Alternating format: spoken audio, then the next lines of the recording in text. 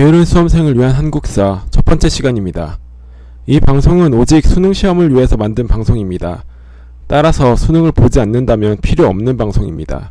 지식이고 뭐고 시험만 잘 보라는 교육 및 입시 제도에 걸맞는 수준의 방송을 약속하면서 첫 시간 국가 성립 전 시작하겠습니다. 이 부분은 11년, 12년, 13년, 14년, 17년에 출제되었습니다. 즉 나올 수도 있고 아닐 수도 있다는 겁니다. 하지만 어차피 볼 거잖아요. 첫 문제로 나오고 여러분들을 위해서 사진을 보여줍니다. 즉 사진을 보고 시대를 알면 풀 수 있는 문제들입니다. 첫 번째 문제. 주거, 동굴, 바위 그늘, 강가의 막집에서 생활. 도구는 주먹, 도끼, 찌르개, 집게 등이 뗀석기를 사용하는 시대입니다. 사진 자료를 보면 복원된 막집, 주먹, 도끼의 사진이 나와 있습니다. 어느 시대인가? 답은 구석기 시대입니다. 다음 문제. 이 사진을 보면 빗살무늬 토기의 사진입니다. 빗살무늬 토기는 신석기 시대의 유물입니다. 빗살무늬 토기가 만들어진 시기에는 움집이 지어졌다. 맞습니다. 빗살무늬 토기는 주로 고인돌이나 돌널 무덤에서 출토된다. 고인돌, 돌널 무덤, 청동기 시대에 대한 설명입니다. 아닙니다. 빗살무늬 토기는 계급사회로 진입한 단계에서 나타났다.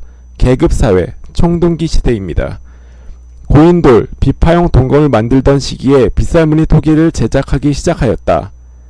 고인돌, 비파용 동검, 청동기 시대에 대한 설명입니다. 아닙니다. 세 번째 문제. 이 사진은 미송리식 토기 사진입니다. 미송리식 토기, 청동기 시대입니다. 미송리식 토기는 철기와 함께 발견되는 경우가 많다. 청동기 시대입니다. 미송리식 토기는 한반도에서 가장 일찍 만들어진 토기이다. 아닙니다. 미송리식 토기는 계급사회로 진입한 단계에서 나타났다. 계급사회, 청동기 시대에 대한 설명입니다. 맞습니다. 다음 문제. 이 사진은 고인돌의 사진입니다. 고인돌, 청동기 시대입니다. 고인돌이 만들어진 시기에 철제 호미가 널리 사용되었어요. 청동기 시대입니다. 고인돌은 아닙니다. 고인돌이 만들어진 시기에 소가 끄는 쟁기를 써서 밭을 갈았어요. 역시 아닙니다. 반달 돌칼을 이용하여 이삭을 잘랐어요. 반달 돌칼, 청동기 시대에 대한 설명. 맞습니다. 비파용 동검을 가지고 싸움터에 나갔어요. 동검, 청동기 시대. 맞습니다. 다음 문제. 이 사진은 국보 제285호 울산 대곡리 반구대 암각화 사진입니다. 이 유물에 대해서는 신석기라는 설과 청동기라는 설이 있지만 시험에는 청동기로 출제되었습니다. 따라서 우리는 청동기 시대에 맞는 설명을 찾으면 되겠습니다. 울산 대곡리 반구대 암각화가 만들어진 시기에 무리사회를 이루어 이동생활을 하였다. 이동생활, 구석기 시대에 대한 설명입니다.